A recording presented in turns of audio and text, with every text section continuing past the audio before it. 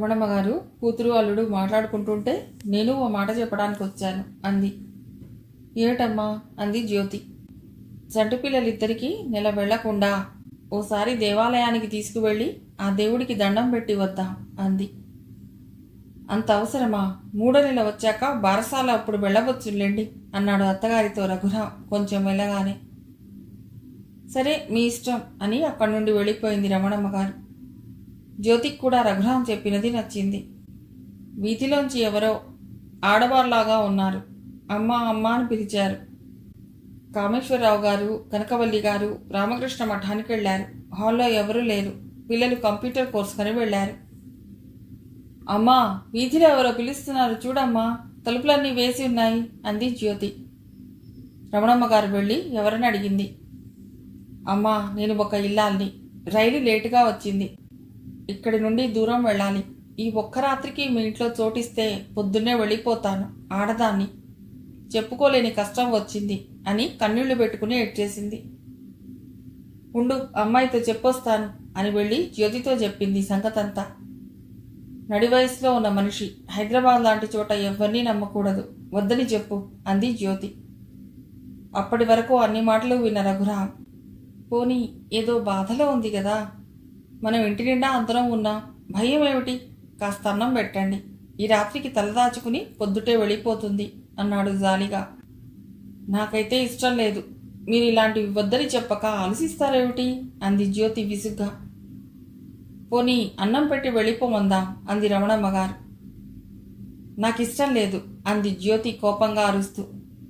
మా ఇల్లు చిన్నది, నువ్వు ఉండటానికి మాకిబ్బంది. ఈ 100 రూపాయలు పుచ్చుకుని హోటల్లో అన్నం తిను అన్నాడు రఘురాం డబ్బులిస్తూ. నాకు తిండి కన్నా ఈ రాత్రికి తలదాచుకోవటానికి ఇవ్వండి అని జాలిగొలిపేటట్టు అడిగింది.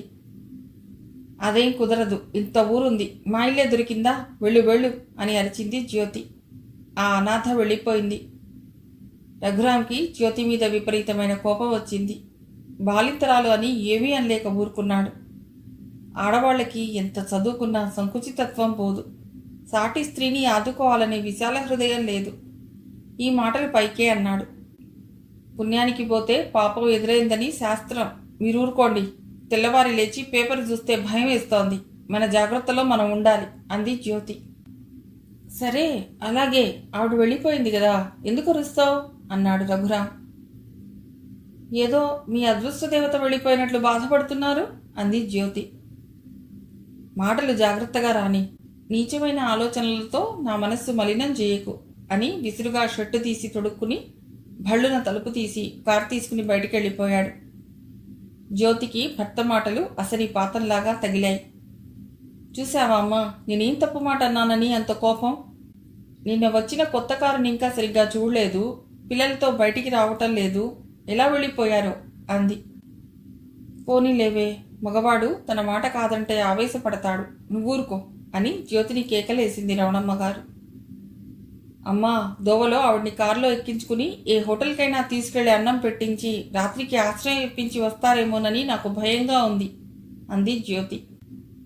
నీ మొహం, బాలింతరాలివి, నీరసంగా ఉండి ఆలోచనలు వస్తున్నాయి, ఊరుకో అని కేకలేసింది. ఒక్కొక్కళ్ళు రాత్రికి పిల్లలు పెద్దలు ఇంటికి చేరారు. 10 దాటుతోంది. రఘురాం రాలేదని భయపడింది జ్యోతి. రాత్రి 10:30 అయ్యాకొచ్చాడు రఘురాం. అన్నం తినమంటే తినలేదు, ఎవరితోటి మాట్లాడలేదు. జ్యోతి ఉండబట్టలేక రఘురాం పడుకున్న గదిలోకి వెళ్ళి, ఏమండి, ఏమైంది, ఇంత ఆలస్యమైంది అని అడిగింది. రఘురాం జ్యోతి మాటకి సమాధానం చెప్పక కోపంగా అని అటు తిరిగి పడుకున్నాడు. జ్యోతికి పౌరుషం వచ్చింది. సరే, మీకంత కోపమైతే నేను మాట్లాడను అని వెనుదిరిగి వెళ్ళిపోయింది. 2 రోజులైనా భార్యాభర్తల మధ్యన మాటలు లేవు, ఇదేం బాగోలేదు, నువ్వే పలుకరించు అని రమణమ్మ గారు చెప్పింది జ్యోతికి. అవన్నీ నాకు తెలుసును, నువ్వూరుకో అని విసుక్కుంది. సుందరికి ఏమిటో అర్థం కాలేదు. ఏమిటమ్మా అని అడిగింది తల్లిని. చిన్నపిల్లవు, నీకెందుకు భార్యాభర్తల మధ్య సంగతులు అంది. సరేలే, అడగటం నాదే తప్పు అని వెళ్ళిపోయింది అక్కడి నుండి సుందరి. ఆ వేళ ఆఫీస్ నుండి వస్తూనే శాంతారాంతో వచ్చాడు రఘురాం. ఇద్దరూ కాఫీ తాగారు. కవల పిల్లల్ని ఇద్దరినీ చూపించాడు రఘురాం స్నేహితుడి శాంతారాంకి. కవల పిల్లల్ని చూసి ముద్దుగా చిటిక వేస్తూ పలుకరించి వట్టి చేతులతో వచ్చాను, వీళ్ళకేం తేలేదు అన్నాడు ఇబ్బందిగా. అన్నయ్య గారు, అలా ఏం అనుకోవద్దు, ఇన్నాళ్లకి చూడటానికి వచ్చారు, అదే చాలు అంది జ్యోతి వెటకారంగా. ఒరే శాంతారాం, బారసాల నాడు ఏ ఊరు వెళ్ళిపోకు, సరదాగా అందరం గడుపుదాం, మన ఆఫీసులో అందరినీ పిలుస్తాను భోజనానికి అన్నాడు రఘురాం. రా, అవతల రూంలో కూర్చుని మాట్లాడుకుందాం అని తీసుకెళ్ళాడు. ఇద్దరూ చెరో కుర్చీలో కూర్చున్నాక, ఆ తలుపు దగ్గరగా వెయ్యి, నీతో కొన్ని ముఖ్యమైన విషయాలు మాట్లాడాలి అన్నాడు శాంతారాం. బావగారు కాఫీ అంటూ సుందరి కాఫీ పట్టుకొచ్చి ఇచ్చింది. ఏటమ్మా, ఇంజనీరింగ్ అయిపోయింది కదూ, ఫ్యూచర్ ప్లాన్స్ ఏమిటి అన్నాడు శాంతారాం సుందరి మాట్లాడబోతుంటే. ఏముంది, అందరిలాగే పాస్పోర్ట్ తయారైంది, ఈ వేళ రేపో వీసా వస్తుంది, అమెరికా వెళ్ళటం, డాలర్లతో చెలగాటం అన్నాడు రఘురాం. సుందరి బావకేసి చిరుకోపం నవ్వు మిళితం చేసి చూస్తూ, మా బావగారంతా చెప్పారు కదా, వస్తాను అని వెళ్ళిపోయింది విసురుగా హాల్లోకి. రఘురాం శాంతారాం నవ్వుకున్నారు. ఇప్పుడు ప్రతివారికి అమెరికానే ఆధారం, ఆనందం. మా అబ్బాయి అమెరికాలో ఉన్నాడు అని మనం అడగకుండానే కళ్ళు ఇంతింత చేసుకుని గర్వంగా చెప్పుకుంటున్నారు. పిల్లలు దూరంలో ఉంటున్నారన్న బెంగని గుండెల్లో దాచుకుంటూ. అంతా డబ్బు మాహాత్మ్యం అన్నాడు రఘురాం కుడి చేతిని గాల్లో తిప్పుతూ. అది సరే గాని నీకో సంగతి చెప్పాలి, నన్ను ఈ అపాయం నుండి తప్పించాలి అని ప్రాధేయపూర్వకంగా అడిగాడు శాంతారాం. అదే నేను అడుగుదాం అనుకుంటున్నాను అన్నాడు రఘురాం. ఎందుకు వచ్చిన దాపరికం, ఉన్నది ఉన్నట్లు చెప్తాను, జాగ్రత్తగా విని నాకు ఓ దోవ చూపించు, నీకన్నా మిత్రులు ఎవరున్నారు నాకు అని కంటతడి పెట్టుకున్నాడు శాంతారాం. అసలేం జరిగిందో తెలుసుకుందామని మా ఇంటికి తీసుకొచ్చాను, పిల్లల్ని చూడటం వంకన అన్నాడు రఘురాం. నిజం చెప్తున్నాను, ఇన్కమ్ ట్యాక్స్ ఆఫీస్లో ఉండి ఎవరికీ తెలియకుండా వేలకు వేలు తిన్నవారున్నారు కదా, పోలీస్ డిపార్ట్మెంట్లోనూ లంచాలు తీసుకోరని అంటే ఎవరూ నమ్మరు. నా కర్మగాలి నేను దొరికిపోయాను. అయినా నేను చేసింది కూడా కొంచెం తప్పు ఉంది. డబ్బు వచ్చిన మట్టుకు రాబట్టి నా పేరా నా భార్య పేరా ఉంటే దొరికిపోతామని నా తమ్ముళ్ల పేరా నా భార్య తమ్ముడి పేరా కొంత డబ్బు వాళ్ళకి ఇచ్చాను. మా మరదలు తన పిన్ని కూతురు పెళ్లికని అడిగింది, బతిమాలుతోంది కదా అని 1 లక్ష ఇచ్చాను. మా బావమరుదులు వాళ్ళు 10 లక్షల దాకా దాస్తామని, దస్తావేజులు ఎందుకు మన మధ్యన అని, పోనీ అంత మా మీద నమ్మకం లేకపోతే మాకు ఇవ్వకు అన్నారు. దాంతో ఈ డబ్బు సంగతి బయటపడుతుందని అప్పుగా ఇచ్చాను. ఇప్పుడు ఇల్లు కట్టుకుంటున్నాను ఇమ్మంటే ఇప్పుడు మా దగ్గర లేదన్నారు. ఇది ఇలా ఉండగా నా భార్య ఎరిగినున్న వాళ్ళకి, వాళ్ళ ఊరి వారని వడ్డీకి 1 లక్ష ఇప్పించింది. ఏరా డబ్బేదిరా అంటే వాడు మా నాయన చచ్చిపోయాడు, అంత డబ్బు నా దగ్గర ఎక్కడుంది, అంతగా కావాలంటే మేపలేకుండా ఉన్నాను, 2 గేదెలున్నాయి తీసుకెళ్ళు అన్నాడు ఆ విధవ. ఇలా ఉంది నా అవస్థ అని శాంతారాం దిగులుగా కూర్చున్నాడు. వాళ్ళందరికీ డబ్బు ఇచ్చేటప్పుడు నన్ను అడిగి ఉంటే ఎలా దాచాలో నేను చెప్పు ఉండేవాణ్ణి అన్నాడు రఘురాం శాంతారాం కేసి విచారంగా చూస్తూ. అసలు నా భార్య నన్ను ఏదైనా ఆలోచించనిస్తేనా, మా వాళ్ళు మంచివాళ్ళు అంటూ తెగ పొగిడింది. సరేలే అనుకుని ఇచ్చాను అన్నాడు శాంతారాం. బావగారు, నాకు అమెరికా నుండి వీసా వచ్చింది, ఇదిగో చూడండి అంటూ వచ్చాడు శశిధర్. 1 నిమిషం ఉండు, శాంతారాంతో మాట్లాడుతున్నాను అన్నాడు రఘురాం. అక్కడి నుండి జ్యోతి దగ్గరికి వెళ్ళి, అక్క నాకు వీసా వచ్చింది అమెరికా వెళ్ళటానికి అన్నాడు. ముందు మీ బావగారికి చెప్పటానికి వెళ్ళావు కదా, నాకంటే ఆయనే చుట్టం అంది భర్త మీద కోపం తమ్ముడు శశిధర్ మీద చూపిస్తూ.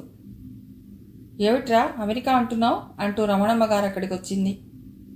అమెరికాలో నా స్నేహితుడున్నాడు, ఈ ఏర్పాట్లన్నీ చేశాడు, ఈ నెలాఖరికి వెళ్ళాలమ్మా అన్నాడు తల్లి కాళ్ళకి జ్యోతి కాళ్ళకి దండం పెడుతూ.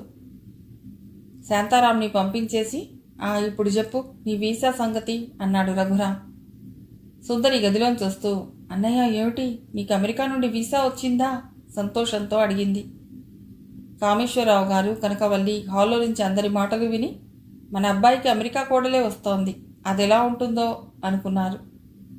కవల పిల్లల దగ్గరికి వెళ్ళి, నేను అమెరికా వెడుతున్నాను, పెద్దయ్యాక మీరు వద్దురు గాని అని వాళ్ళని ముద్దు పెట్టుకుంటూ అన్నాడు. రమణమ్మ గారి మనస్సులో ఆనందం విచారం మిళితమైంది. దిగులుగా చూసింది కొడుకు శశిధర్ కేసి. అమ్మా నువ్వేం దిగులు పడకు, నిన్ను తీసుకుని ఎడతాను అన్నాడు. నా బతుకు ఎక్కడున్నా వంటగదిలో గడపడమే కదా అంది రమణమ్మ గారు. నువ్వెంతో రుచిగా వండి ప్రేమగా పెంచావు కనుకనే మేమింత బాగా పెరిగాం. ఎప్పుడూ ఒక దెబ్బ వేసి ఎరగవు అని తల్లిని కౌగిలించుకుని, నువ్విలా ఉంటే ఎలాగమ్మా అన్నాడు శశిధర్. లేదు బాబు, నీ సంతోషమే నా సంతోషం అంది. నాన్నగారికి ఫోన్ చేసి చెప్పొస్తాను అని వెళ్ళాడు బజార్కి శశిధర్. ఏమిటి, నీ తమ్ముడు వీసా వచ్చిందని ముందు నాకు చెప్పాడని బాధపడుతున్నావా? నేను విన్నాను ఇందాక నువ్వు అంటున్నది అని కోపంగా చూసి, ఇన్నాళ్ళు నా ప్రేమ చూసావు గాని నా కోపం ఎలా ఉంటుందో చూద్దువు గాని అని అక్కడి నుండి వెళ్ళిపోయాడు రఘురాం. జ్యోతి రఘురాం వెళుతున్న వైపు చూస్తూ, నా కోపం కూడా ఎలా ఉంటుందో చూద్దురు గాని అంది. కవల పిల్లలిద్దరూ నవ్వుతూ ఆడుకుంటుంటే పలుకరించడం కూడా మానేశారు. నేను అన్నదాంట్లో తప్పే ఉంది. ముఖమెరుగని ఆడమనిషికి సాయం చేయొద్దు. రేపేవైనా గొడవలు వస్తాయేమో, ఎవరో ఏమిటో తెలియకుండాను అన్నాను. ఏ భార్య అయినా భర్తకి అపరింద రాకుండా చూడాలని అనుకుంటుంది కదా, అందుకని అన్నాను గట్టిగే పైకే అంది జ్యోతి. రఘురాం అవతల గదిలోంచి వచ్చి, నీ తెలివితో నన్ను కాపాడే పరిస్థితిలో లేను అని అరిచాడు కోపంగా. కొంచెం చనువుగా ప్రేమగా చూసే మొగుడంటే అలుసుగా చూస్తారు మీ ఆడవాళ్ళు, చి అన్నాడు. అలా చీదరించుకునే మాటలు అనవద్దు అంది జ్యోతి. అంటాను, నేను ఏ ఆడవారితో మాట్లాడినా నువ్వు ఈర్ష్యపడిపోతావు. నేను ఎప్పటి నుండో కనిపెడుతున్నాను ఆవేశంతో అన్నాడు రఘురాం. ఏమిట్రా, చిన్నపిల్లల్లా దెబ్బలాడుకోవటం బాగోలేదు అని కనకవల్లి గారు వచ్చి కేకలేసింది. జ్యోతి ఆమెకేసి కోపంగా చూసి, మీ అబ్బాయికి చెప్పండి, నాకు కాదు అంది ఆవేశంతో. ఇద్దరికీ చెప్తున్నాను. అర్థం లేని అనుమానాలు దెబ్బలాటలును. మీ మామగారు వింటారనే భయం భక్తి పోయాయి అంది కనకవల్లి కోడళ్ళు ఉద్దేశించి. పసిపిల్లలు ఏడుస్తున్నారు, పాలు పట్టు, ఇలా రా అని రమణమ్మ గారు కేకేసింది. అమ్మా నువ్విలారా అంటుంటే ఫోన్ మోగింది. రఘురాం తీసి, నీకు అమెరికా నుండి అన్నాడు తల్లితో. ఎవరు, పద్మగారా అంటూ ఫోన్ దగ్గరికి వెళ్ళింది కనకవల్లి గారు. మొత్తం మీద మన ఇంట్లో ఆడపెత్తనం వచ్చింది, మగవాళ్ళం వెనక్కి కూర్చున్నాం అన్నాడు కామేశ్వరరావు గారు. నాన్నగారు అలా అనకండి, మన ఇంట్లో అటువంటి ఆటలు సాగవు అన్నాడు రఘురాం. మనిల్లే కాదు, లోకమంతా అట్లాగే ఉంది. విమెన్స్ ఇయర్, విమెన్స్ డే జరుపుకుని మితిమీరిపోతున్నారు ఈ ఆడవాళ్లు అన్నాడు కామేశ్వరరావు గారు. ఇప్పుడేం చూశారు, అమెరికా కోడలు వస్తుంది మీ చిన్న కొడుక్కి అన్నాడు వెటకారంగా రఘురాం. అదే హడలి చస్తున్నా నీ తమ్ముడి మూలంగాను. ఉండండి, ఫోన్లో మాట్లాడుతుంటే వినపట్టలేదు అంది కనకవల్లి గారు. పిల్లల ఏడుపుతో ఫోన్ వినిపించటం లేదు, వాళ్ళని ఊరుకోబెట్టు అంది కనకవల్లి గారు. ఏమిటి ఇప్పుడు చెప్పండి పద్మగారు అంది కనకవల్లి గారు. 10 లక్షల చెక్కు పంపిస్తున్నాను. మా మూర్తి ఇండియన్ కరెన్సీలోకి మార్చి మీకు ఇస్తాడు. వచ్చే నెలలో మంచి ముహూర్తం ఉంది. దాని ప్రకారం శుభలేఖలు ప్రింట్ చేయించండి. నేను హైదరాబాద్లో ఇల్లు అద్దెకు తీసుకున్నాను. అక్కడికే వారం రోజుల్లో వస్తున్నాను. అన్నీ మా మూర్తి చెప్పినట్లు ఫాలో అవ్వండి అంది. మిగతా 5 లక్షలు ఎప్పుడు ఇస్తారు అంది కనకవల్లి. ఇస్తానండి, నేను పట్టుకొస్తున్నాను అని ఫోన్ పెట్టేసింది పద్మగారు. విషయాలన్నీ విపులంగా భర్త కామేశ్వరరావు గారికి చెప్పింది. ఒరే రఘురాం, నువ్వు కూడా వినరా, ఇలా రా అంది కొడుకుని కనకవల్లి గారు. నేను రాను, మీ చిన్న కొడుకు పెళ్ళి మీ ఇష్టం వచ్చినట్లు చేయండి అన్నాడు రఘురాం. ఈ ఆడపెత్తనం పెళ్ళిళ్ళేమిటే? రఘురాం ప్రేమించానని పేదదాన్ని జ్యోతిని తీసుకొచ్చి మన ఇంట్లో పెళ్లి చేసుకున్నాడు.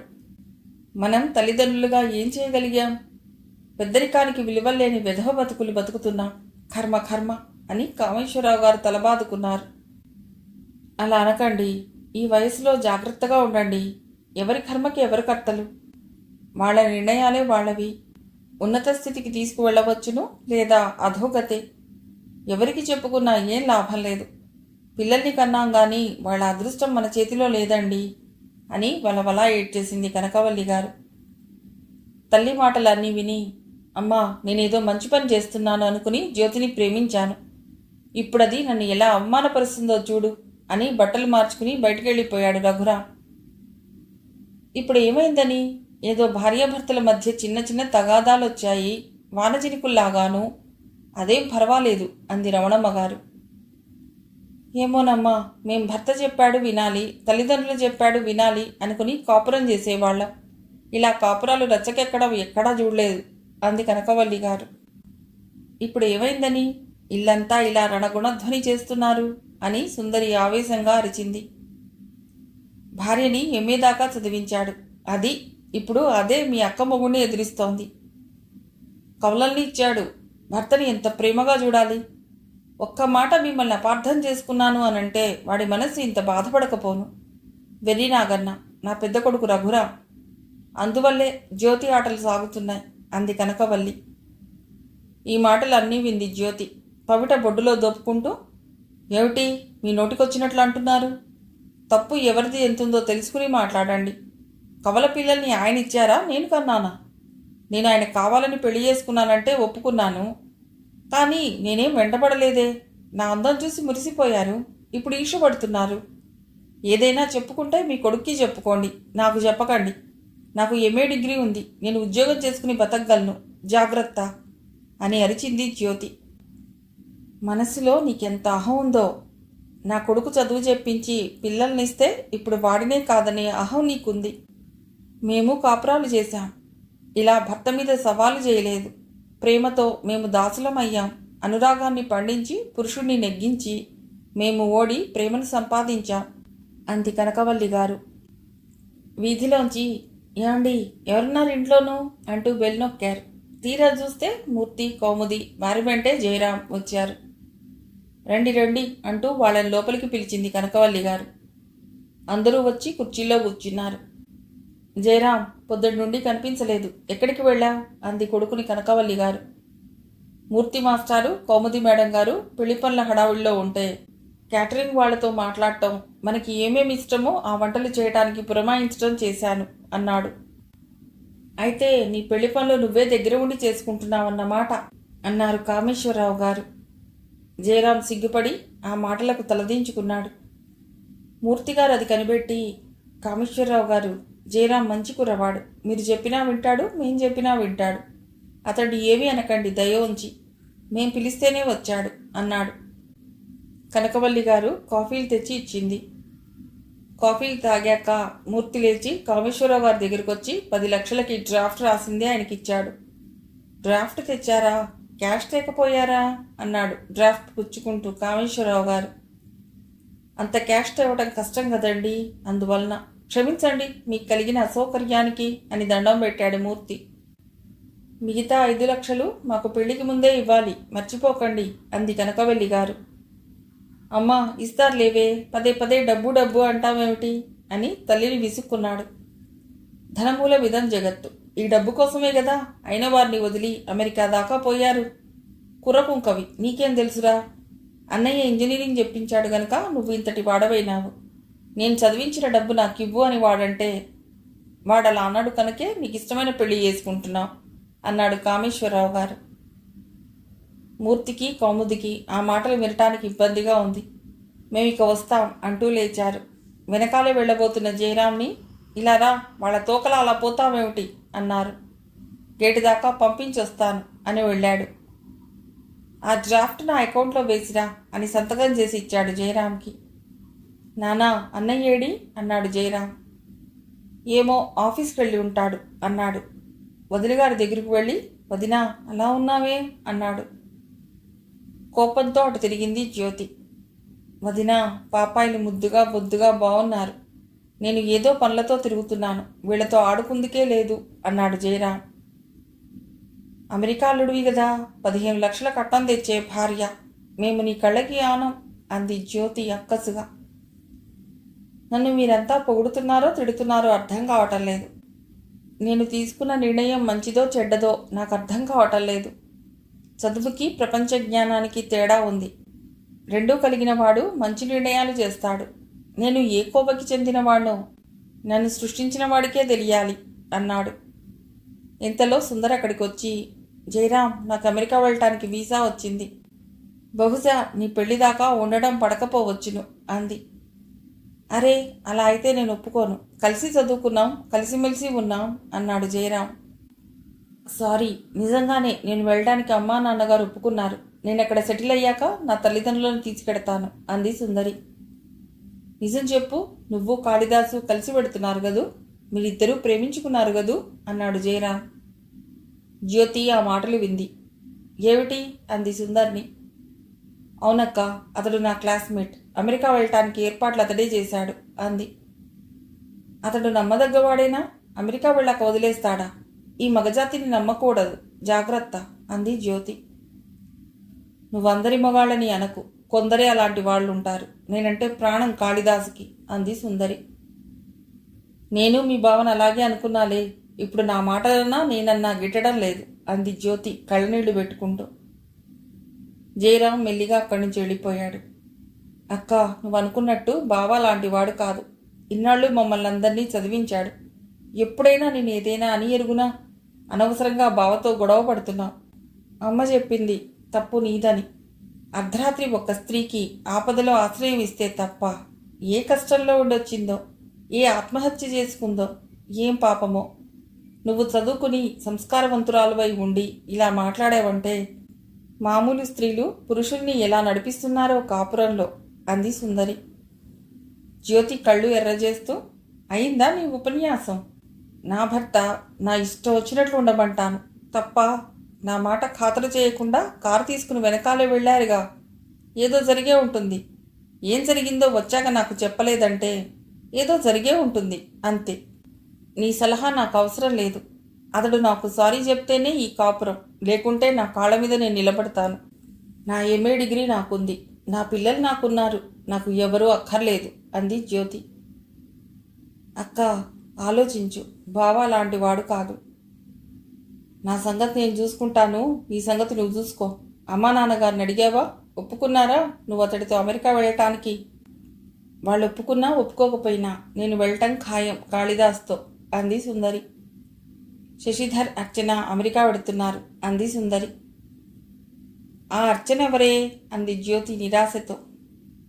అన్నయ్య ప్రేమించిన అమ్మాయి. మరి మాకు చెప్పలేదేం? అంది జ్యోతి. మా జీవితాలు ఎలా ఉండాలో అలా మేము నిర్ణయించుకుంటాం. ఇందులో ఎవరి సలహాలు అక్కర్లేదు. నువ్వు బావా ప్రేమించి పెళ్లి చేసుకున్నారు కదా అంది సుందరి. నన్ను ఆయన కావాలని ప్రేమించి చేసుకున్నారే, నేనుగా ఆయన వెంబడి పడలేదు. అంత ఆత్మవిశ్వాసం లేని మనిషిని కాదు తెలుసా. ఎప్పటికైనా నేను చెప్పినట్లు వింటేనే కాపురం నిలబడుతుంది, లేకపోతే ఎవరి దారి వారిదే అంది జ్యోతి గర్వంగా. అయితే నువ్వు బావని ప్రేమించలేదా అంది ఆదుర్దాగా సుందరి. ఆయనే అడిగి నన్ను పెళ్లి చేసుకున్నారు గనక నేను చెప్పినట్లే వినాలి అంది జ్యోతి కళ్ళు అందంగా తిప్పుతూ. ప్రేమ అంటే నీకు ఇలా అర్థమైందా అక్క అంది సుందరి.